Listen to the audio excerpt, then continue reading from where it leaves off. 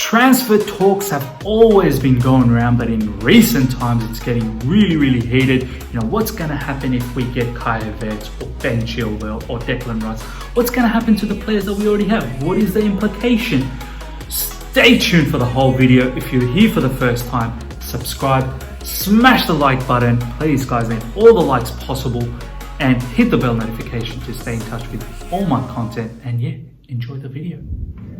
Hey guys, welcome back to the other side of the coin. Now, there's been lots of talk over the last 24 hours in regards to, well, what's going to happen with these transfer rumored players that we've got in the likes of Havertz, Declan Rice, Ben Chilwell. What's going to happen? What's the implication to the players that we already have? If we were to bring in Havertz, who loses out? If we were to bring in Declan Rice, who's going to be the one suffering? So on and so forth. And it's sparked a bit of a debate, which is quite interesting. It's a good topic to talk about, and everyone has a different sort of variations regarding this matter. So I thought, let's take this opportunity to really try and understand. So first of all, I'm going to have my own opinion, and then I'm more than willing for you guys to jump in and in the comment section and letting me know what you really think about some of these, implications as well. And hopefully we can get a healthy discussion out of it. So first of all, Havertz.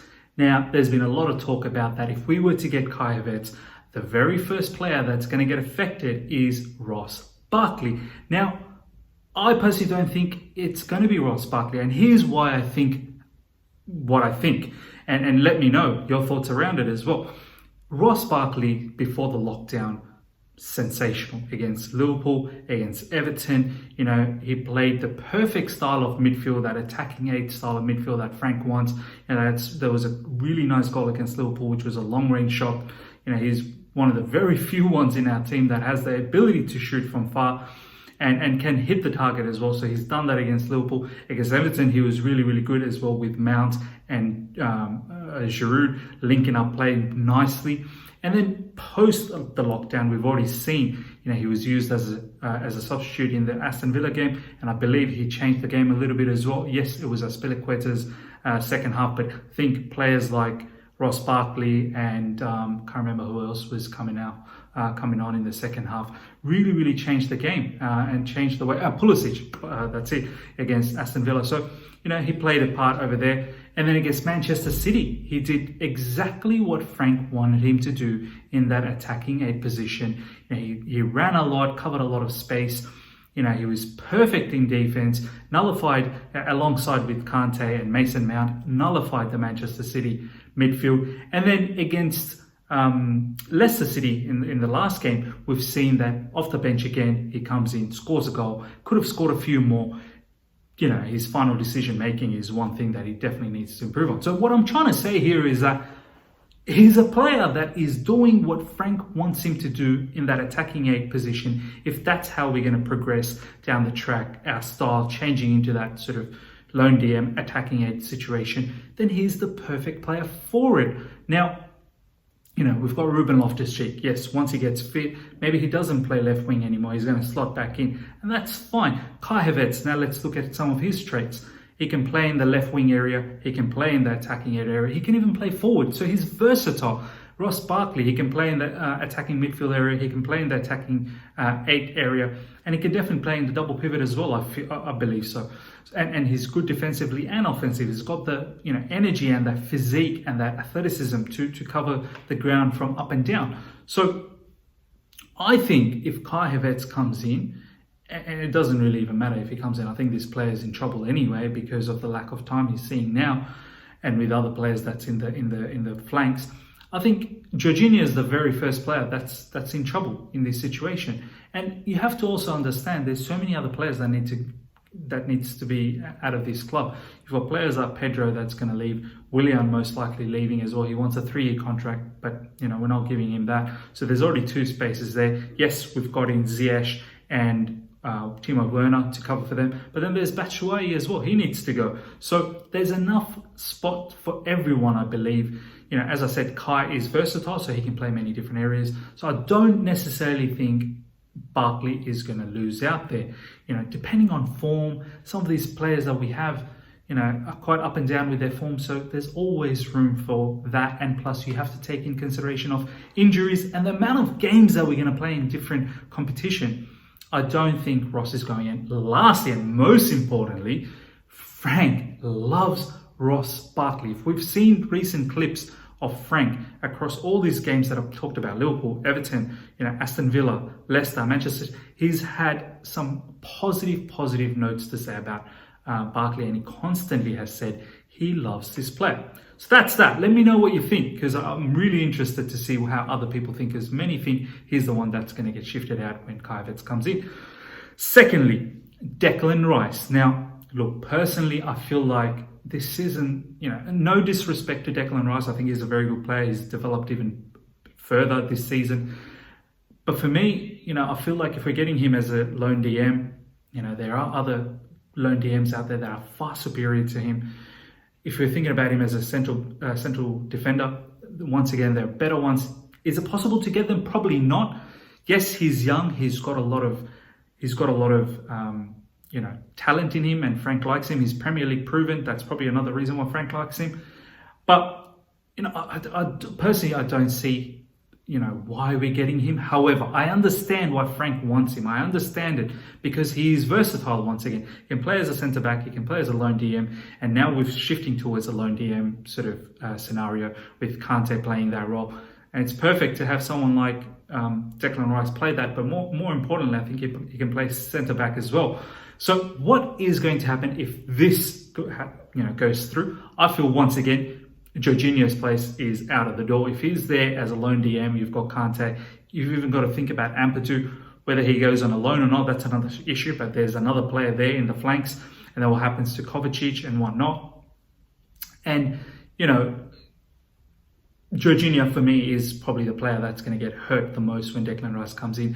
And if he plays in the centre back, we've already got Zuma, Rudiger, Tomori, Christensen. So who goes there? I feel like it's probably going to be either Zuma or Tomori, because Tomori is injured at the moment, but he's been out of favour just before the lockdown as well. But Zuma is another one that doesn't get a look in either. It seems to be Christensen and Rudiger. That's the balance that Frank is looking for. So either Zuma or Tomori is in trouble if we get Declan Rice to come in. One has to give.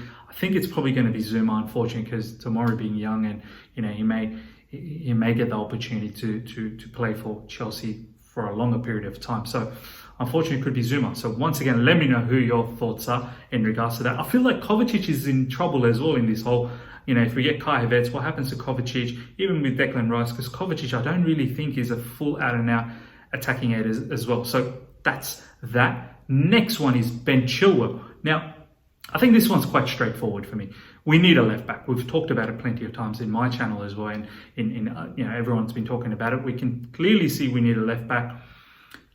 If we do get Ben Chilwell, which once again I think it's such a waste of money, that amount of money, and we've seen him again against us. He wasn't at all impressive in my personal view since the lockdown as well. Hasn't been great against Watford. The last game, I think the first game, I can't remember who it was. It wasn't really that great either. But once again, Frank really likes him. He's Premier League proven and he's young. You can build a team around him. It's perfect project material. But I think it's going to be Emerson, guys. I think Alonso will stay. We've already seen that Frank favouring Alonso. He does chip in with the goal. He's got that attacking attribute with him. He's not the greatest crosser, but he does chip in with the goal. And defensively, he's not really that fantastic, but he can do a job. So I think Emerson's the one who's going to go Chilwell. If we get Chilwell, Emerson's the one who's going to get shafted out. And we've also got Azpilicueta who can play that as well. And obviously, don't forget Ian Martin, who's signed a long-term contract with us. So that's a little bit about Ben Chilwell. Let me know what your thoughts are about the whole Ben Chilwell situation. What, would you take him? Would you not take him? It'd be great to hear about that. And lastly, Timo Werner. We've already got him. Now, a lot of people are saying that his best position is in the left wing area. And I personally think that's probably the right position for him as well. He likes to play sort of inside left wing area, closer to the striker. We've already seen in Leipzig how he plays that.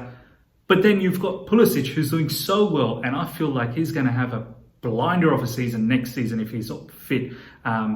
all season next season. We've already seen the type of quality Pulisic is bringing, hazard-esque material. So what happens there? If we were to play the 4-3-3 with attacking eights, lone DM, and it's between Werner, Pulisic, and we know Werner likes to play in the left wing, is it Pulisic that misses out here? Or, is Werner going to play as a striker position? And Tammy is the one who misses out. Pulisic left wing, Werner centre forward position, and Tammy misses out. So really interesting. This one I'm really confused about, because Tammy is touted to be, our player, our striker, our main striker for years and years to come, and he's, getting molded to that sort of player for Frank. But in the last few games, just before the lockdown, of course, he was injured. Giroud has been used a lot post the lockdown as well. And I can already see where the lackings are for Tammy. When Giroud plays the link up, the hold up, he just brings everyone together. You can see far more fluency when Giroud plays, in my opinion. But when Tammy plays, the fluency is not always there. However, this is nothing taken away from Tammy. I still think, he's done exceptionally well this season, and he's probably going to go on and do really, really well down the track. But it does pose a question with Werner in and Pulisic playing well. Well, what happens to Tammy? So that's a question for you guys as well. I personally don't know, honestly. I feel like, how can you drop Pulisic so Werner has to go in the middle? But that's a real tough one. But I'm going to let you guys talk about that so we can have a good discussion and let me know exactly what your thoughts are. So guys, that's a little bit about the transfer rumours, players that are tipped to come in, players that have already came in, and how that's going to happen with the implication of players that we've got, we've got already. So let me know your thoughts, guys. If you've enjoyed this video, smash the like button. Please smash the like button. If you're here for the first time, subscribe. Help me get to 1,000 subscribers. I'm very, very close now. And hit the bell notification to stay in touch with all my content. Until next time, see ya.